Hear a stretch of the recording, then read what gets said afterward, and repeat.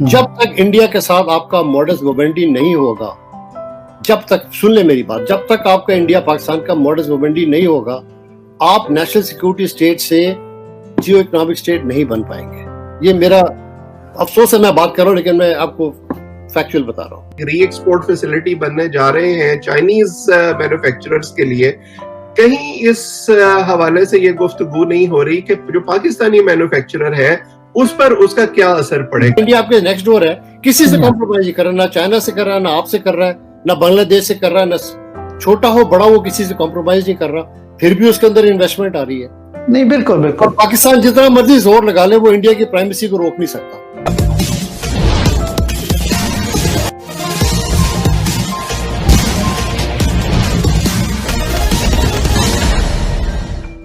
आज पाकिस्तान के मीडिया में एक ऐसे विषय की चर्चा हो रही है जिसकी चर्चा पाकिस्तान में शायद ही होती है। चर्चा के केंद्र में यह प्रश्न है कि क्या कोई देश अपने सुरक्षा पर ज्यादा ध्यान देकर अपने देश की आर्थिक तरक्की को इग्नोर कर सकता है, उसको अनदेखा कर सकता है, जो आज पाकिस्तान में हो रहा है। चर्चा में यह भी सवाल उठाया गया है कि चीन पाकिस्तान के कर्ज लदी गाड़ी को कब तक खींचता रहेगा। चर्चा में एक सुझाव भी दिया गया है कि अगर पाकिस्तान भारत से दोस्ती कर ले फिर उसके आर्थिक प्रगति के रास्ते खुल सकते हैं। इस संबंध में कुछ और चर्चा इस वीडियो ब्लॉग के अंतिम भाग में करेंगे, लेकिन उसके पहले आइए सुनते हैं पाकिस्तान के एक सैन्य अधिकारी जो सेवानिवृत्त हो चुके हैं, एक पत्रकार और आर्थिक मामलों के एक जानकार की तिकड़ी पाकिस्तानी सरकार को इस संबंध में क्या राय दे रही है। मार्केट करना पाकिस्तान को, कि ये बिल्कुल बात सही है कि जब तक इकोनॉमी अच्छी नहीं होती तब तक आपकी ना तो मिलिट्री चल सकती है, ना कुछ आप कर्जे लेके अपनी नेशनल सिक्योरिटी नहीं चला सकते। पाकिस्तान में जो कि एक डोमिनेंट रोल है सिक्योरिटी एजेंसी का वर्सेस एक वीक रोल है इकोनॉमी का, कि उसकी वजह यह है कि जो स्ट्रक्चरल ग्राउंड रियलिटीज हैं वो बड़ी इंपॉर्टेंट, कि आपके अंदर इन्वेस्टमेंट उस वक्त आएगी जब आपके अपने अंदर इकोनॉमिक इंफ्रास्ट्रक्चर मौजूद हो। वो इतना पैथेटिक सिस्टम आपका है कि आपके मैक्रो इकोनॉमिक स्ट्रक्चर है ही नहीं। आप किसी इकोनॉमी से बात करें, वो इन्वेस्टमेंट वाला वैसे चकरा जाता है इन मुल्कों में आने के लिए। इंडिया आपके नेक्स्ट डोर है, किसी से कॉम्प्रोमाइज नहीं कर रहा, ना चाइना से कर रहा है, ना आपसे कर रहा है, ना बांग्लादेश से कर रहा है, ना छोटा हो बड़ा हो किसी से कॉम्प्रोमाइज नहीं कर रहा, फिर भी उसके अंदर इन्वेस्टमेंट आ रही है। आपके 750 माइल्स तकरीबन आपका लाइन ऑफ कंट्रोल के ऊपर है, जहां पर आपके फोर्सेस परपेचुअली डिप्लॉयड है। अगर आप हकीकत देखें तो सिर्फ ईरान का बॉर्डर है जो कंटेस्टेड नहीं है, या चले जो रेड क्लिफ लाइन है, ये इंडिया पाकिस्तान का बॉर्डर कंटेस्टेड नहीं है। चाइना पाकिस्तान का बॉर्डर भी आप कंटेस्ट नहीं कर रहे, लेकिन इंडिया कंटेस्ट कर रहा है उसको। देखें ना, ये है ना। तो आप जब कंटेस्टेड बॉर्डर के अंदर पैदा हुए हैं, अभी तो ईस्ट पाकिस्तान को आप छोड़ दें, वो तो चला गया ना। मैं तो सिर्फ वेस्ट की बात कर रहा हूँ, जो अब प्रेजेंट पाकिस्तान है। ये आपका शुरू से एक नाइटमेयर रहा है, आपका नाइटमेयर रहा है। और ये हकीकत है कि आपके across the border 2/3 of Indian army आप पर प्रेशर करके प्रेशर डाला हुआ उसने। पूरे वेस्टर्न इंडियन कमांड आपके ऊपर चढ़ी हुई है। उनकी आप गैरिजन्स देखें, आपके बॉर्डर के अक्रॉस है। लाहौर आपके बॉर्डर के ऊपर बैठा हुआ है। ये जो ज्योग्राफिकल स्ट्रक्चर रियलिटीज है, एक तरफ आप बात तो कर रहे हैं पिवट है, हब है, फला है, ये भी तो आपकी वल्नरेबिलिटीज है। आखिर जो इन्वेस्ट करके सीपैक आपके अंदर ला रहा है, एग्जांपल दे रहा हूँ, या कोई और इन्वेस्ट कर रहा है, वो ये भी तो देख रहा है कि आपका इंडिया के साथ इतना बड़ा प्रॉब्लम है जिसके साथ किसी भी वक्त वॉर हो सकती है। Why the hell I should invest trillions और billions in a country like that. अब देखिए, मैं बात खुल के करूंगा तो लोग बुरा लगेगा। आप कॉम्प्रोमाइज करेंगे किसी पोजीशन पे तो आपकी सिक्योरिटी कम होगी ना। अगर आप लड़े रहेंगे तो नहीं होगी ना।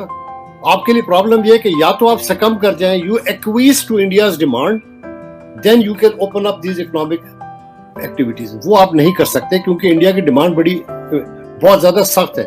जो सिक्योरिटी पैराडाइम की कॉम्प्रोमाइज की एक लिमिट होती है, बियॉन्ड दैट लिमिट आप नहीं कॉम्प्रोमाइज कर सकता, कोई कंट्री नहीं कर सकता।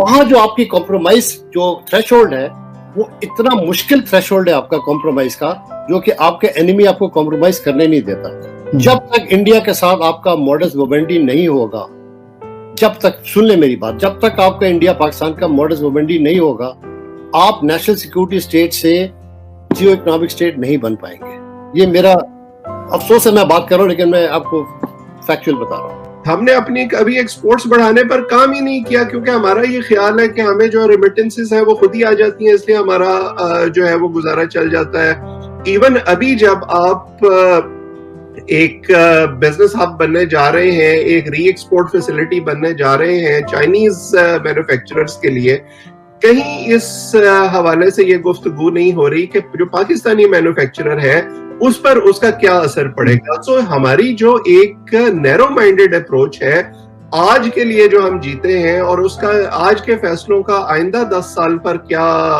इम्पैक्ट होगा, वो बुनियादी तौर पर हमारा मसला पिछले सालों में भी रहा है, आज भी है, और मुझे ये कहने की इजाजत दीजिए कि ऐसा लग रहा है कि आइंदा भी रहेगा। आपने ये समझा कि वो जो सिक्योरिटी का और आपकी जो जियो स्ट्रेटेजिक हैसियत है उसका फायदा आपको मिलता रहेगा। कभी आपको अमेरिका आकर इमदाद का टीका लगा देगा, कभी आपको कोई और मुल्क आकर कोई लोन दिलवा देगा और इस तरह आपकी सांस बहाल रहेगी। मैं उसकी बात कर रहा हूँ। इसका नुकसान आपको जो है वो हुआ है। जो हमारे खित्ते में दूसरी ताकतें हैं उन्होंने अपने रीजनल जो उनके कॉन्फ्लिक्ट्स थे उनको भी परसू किया है और उसके साथ साथ एक इकोनॉमिक एजेंडा भी परसू किया है। भाई देखिए, मुशर्रफ साहब जब तशरीफ लाए उन्होंने एक पूरी इंडिया के साथ एक बड़ा अच्छा एक रिलेशन को क्रिएट कर दिया। वही मुशर्रफ साहब जिन्होंने कुछ महीने पहले अपने आने से पहले एक बहुत बड़े ब्रेक थ्रू को सैबोटेज किया था वर्चुअली। फिर आप देखिए कि जैसे कि हमारे फॉरेन मिनिस्टर साहब ने अपनी किताब में लिखा है कि पाकिस्तान और इंडिया जो थे वो ऑलमोस्ट पहुंच चुके थे अपने फाइनल डिसीजन पे कश्मीर के ऊपर। तो अगर इतनी चीजें हो सकती हैं और हुई हैं, और कब हुई हैं, जब मिलिट्री वाज इन कंट्रोल, तो क्यों नहीं हम इस चीज पे थोड़ा सा पुल बैक करते हैं, लेट डिप्लोमेट डिसाइड। और आपने जहां तक बात की, लेटने की बात नहीं है, बात दरअसल ये कि इंडिया का ऑब्जेक्टिव है, ये मैं कह रहा हूं कि आपको एक्विज करे, वो आपको अकोमोडेट नहीं कर रहा। There is a difference between forcing a smaller neighbour to acquiesce और टू अकोमोडेट। आप एक न्यूक्लियर पावर को कह रहे हैं कि आप उसके अंदर एक्विज करें, वो नहीं करेगा। नहीं, बिल्कुल बिल्कुल। और पाकिस्तान जितना मर्जी जोर लगा ले, वो इंडिया की प्राइमेसी को रोक नहीं सकता। First let's understand these two parameters. इसको कैसे हमने स्क्वायर करना है कि हमारा इस कंपटीशन और इस वॉर में हमारा क्यूमुलेटिवली नुकसान है, हमारा नुकसान है, क्योंकि इंडिया इतना बड़ा कंट्री है, उसकी लोकेशन इतनी दूर है कि वो उसके अंदर इन्वेस्टमेंट आ सकती है, तो वो सिक्योरिटी और इकोनॉमिक स्टेट दोनों इक्वल बन सकता है। आप देखें ना, आप क्या प्रॉब्लम ये है कि आप कहते हो कि ये इन्वेस्टमेंट डालें तो आप इसको कॉम्प्रोमाइज कर दें। वो जो आपने बातें की है कि एक इनिशिएटिव था, वाजपेयी साहब का ग्रेट इनिशिएटिव था। मैं आपके प्रोग्राम में बात करना चाह रहा हूँ ये कि लाहौर इनिशिएटिव वाजपेयी का इनिशिएटिव था, आगरा इनिशिएटिव वाजपेयी का इनिशिएटिव था डिस्पाइट कारगिल। आप उनकी बड़ापन देखें ना, मैं तो इस बात को करना चाहिए कि उन्होंने ये किया है। उसके बाद पार्लियामेंट अटैक हुआ, एक स्टैंड ऑफ हुआ, यानी 2002 का बकायदा वो हुआ। उसके बावजूद Vajpayee for the third time came to Islamabad in 2004।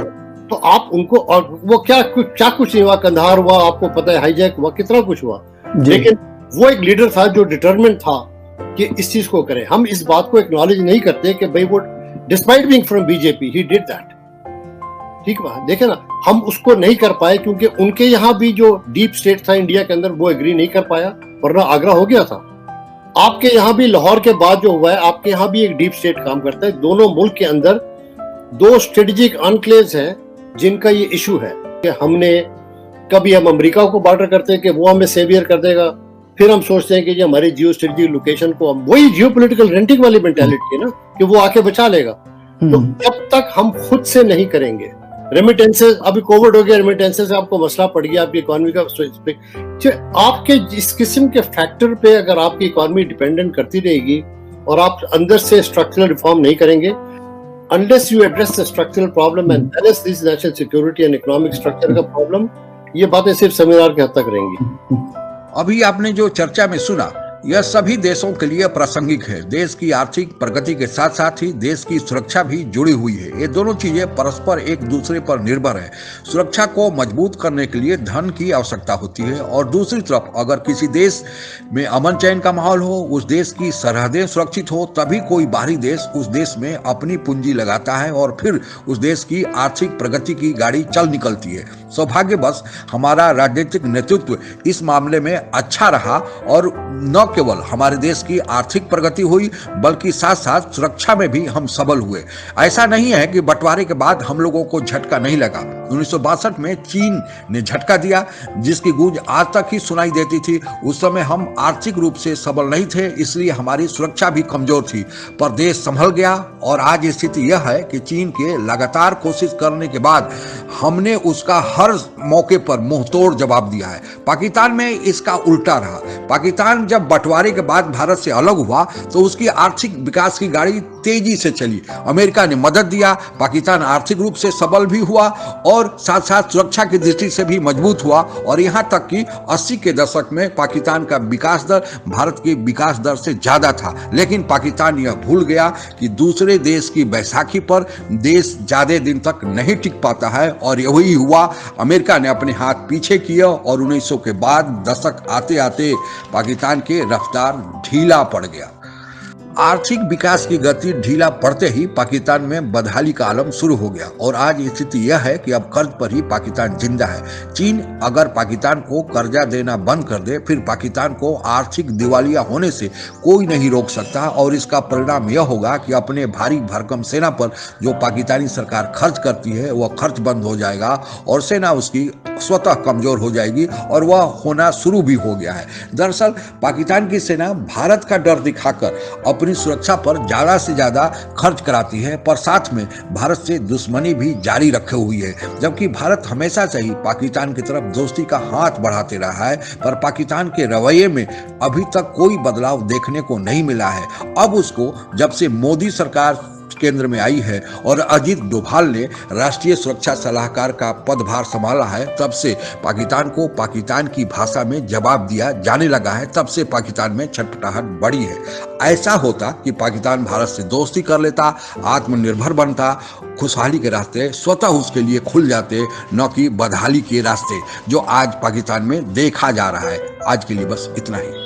आप अगर हमसे जुड़ा रहना चाहते हैं तो कृपया मेरे चैनल को सब्सक्राइब करें तथा बेल आइकन भी दबा दें ताकि नई वीडियो की जानकारी तुरंत आप तक पहुंच जाए।